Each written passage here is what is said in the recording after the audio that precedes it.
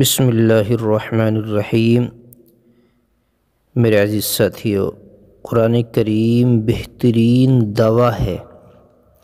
حضرت علی رضی اللہ عنہ سے یہ مرفوع ہے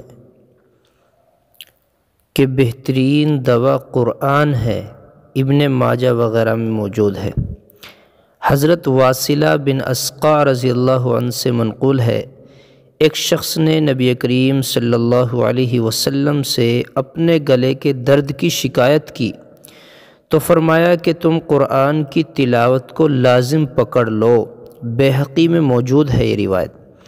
حضرت ابو سعید رضی اللہ عنہ سے روایت ہے کہ ایک شخص نے حضور اقدس صلی اللہ علیہ وسلم سے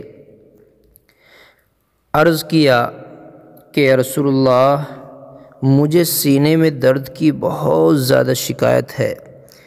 فرمایا قرآن پڑھو۔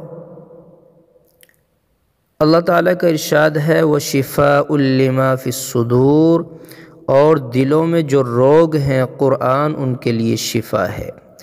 بڑی سے بڑی بیماری ہمارے اعتبار سے اللہ کی نظر میں تو چھوٹی ہے، اللہ کی نظر میں کچھ بھی نہیں ہے۔